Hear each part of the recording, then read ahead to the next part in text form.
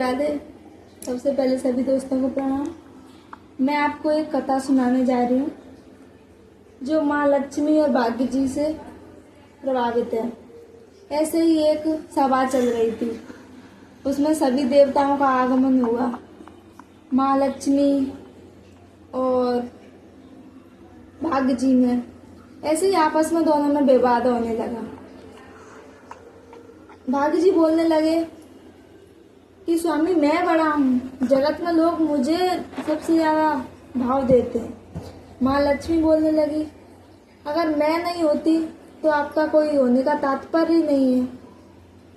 इससे भगवान विष्णु जी ने कहा आप लड़ो मत, एक काम करो, हम आपका परीक्षा लेते हैं, जो इस परीक्षा में सबसे पहले पास होगा उसी को बड़ा माना जाएगा।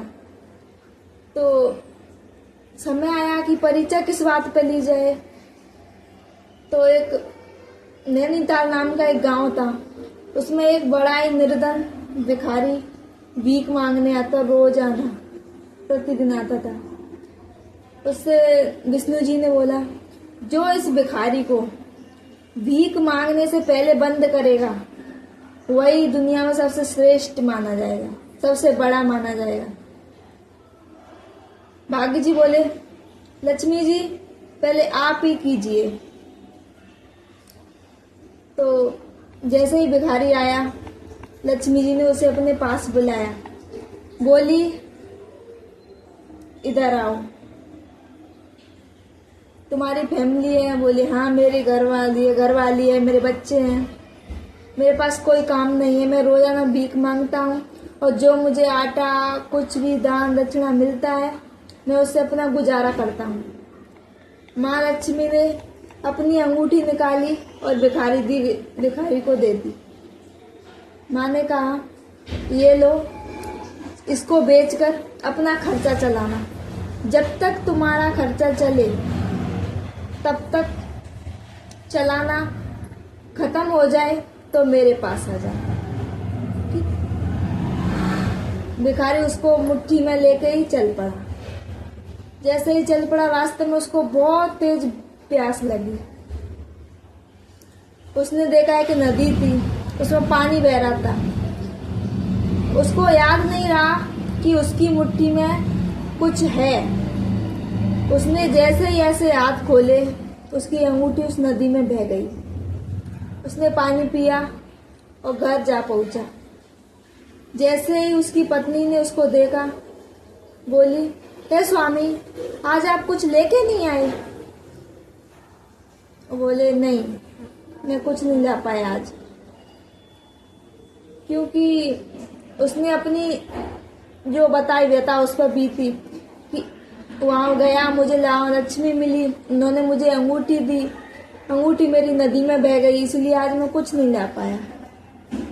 ये बात उसकी पत्नी ने सुनी तो उसने कहा हे स्वामी आप इन बातों में मत आइए, भगवान ने हमें निर्धन बनाया है, हम भीख मांग के ही अपना गुजारा कर लेंगे। आप अपना जो मिलता है आटा दक्षिणा वही लेके आइए। ठीक है। दूसरे दिन फिर भिखारी चल दिया। जैसे ही उसको आते देखा, विष्णु जी बोले क्यों लक्ष्मी जी, ये तुम्हारा चेला तो फिर आ गया। लक्ष्मी जी बड़ी व्यथा में उसको बुलाया, इधर आ। बोले तेरा एक अंगूठी से एक दिन का ही खर्चा चला? बोला नहीं माँ, वो अंगूठी तो मेरी इधर से जाते ही नदी में बह गई। ये सुनकर लक्ष्मी जी ने कहा कोई बात नहीं। उन्होंने अपने गले का 9 लाख का हार उतारा, उसको दे दिया। बोली अब इसको ले जा, इसको बेचकर जो इससे पैसे आए उससे अपना दान दक्षिणा खरीदना। अच्छा ठीक है। जैसे ही वो लेके चला, उसको घर जाके पहुंचा, शाम को अपनी पत्नी को दे दिया। अब उसकी झोंपड़ी थी, उसमें रखने के लिए कहीं कुछ भी जगह नहीं थी, कहाँ रखे बेचारी। तो जो चूल्हा होता है ना खाना बनाने का, उसमें रेत थी। तो उसकी पत्नी ने लेके उसको रेक में गड़ा दिया। उसको याद नहीं रहा, वो ध्यान भूल गई कि मैंने कहाँ पर रख दिया। उसकी पड़ोसन आई, अरे जीजी आग हो थोड़ी तो दे दो।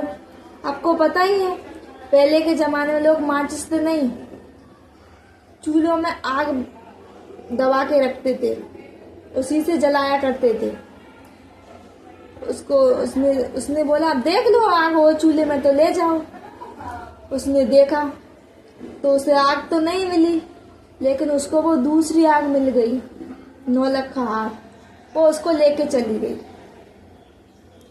जैसे ही उस भिखारी ने सुबह हुई अपनी पत्नी से वो मांगा, वो बोली ला। उसने देखा उसमें था नहीं। वो बोली स्वामी इसमें तो है नहीं, अभी जाती हूँ। वो पड़ोसन ना वो ले गई अपनी। उसके पति ने बोला अरे ठहर जाओ भाग्यवान, कोई क्या कहेगा हमसे, पीटेगा हमको, गांव में भी नहीं रहने देंगे लोग, बोलेंगे खुद गरीब है और यार इसके पास कहाँ से आया नौलखा, हम पर चोरी लगा रहा है। बोला नहीं रहने दो, अपना कुछ नहीं होने वाला, अपने को तो भीख ही मांग के खानी पड़ेगी। ये देखा तीसरे दिन वो फिर चल दिया। जैसे ही उसकी माँ लक्ष्मी को उस पर नजर पड़ी, उसने कहा क्यों लक्ष्मी जी ये तुम्हारा चेला नहीं रुका तुमसे, मैं करूंगा। बोली अभी रुको, अब की बार इसको आने दो, इसका ही कुछ करती हूँ। जैसे ही वो उसके पास पहुंचा, बोली क्या हुआ, क्यों तुम रोज रोज आ जाते हो, तुम्हारा गुजारा नहीं हो पा रहा क्या। उसने अपनी सारी कथा बताई। माँ को थोड़ा ऐसा लगा कि पता नहीं क्या है, फिर भी उसने बोला मैं हार मानने वाली नहीं हूँ। उसने एक हीरा मोती की पोटली बांधी, एक सोने चांदी की बांधी, दोनों पोटली बांध के उसके सर पर रख दी। बोले ले जा, जब तक तेरा खर्चा चले तब तक चलाना, बीत जाए तो मेरे पास आ जाना। जैसे ही उसका खर्चा बीता, आगे बताती हूँ देखो।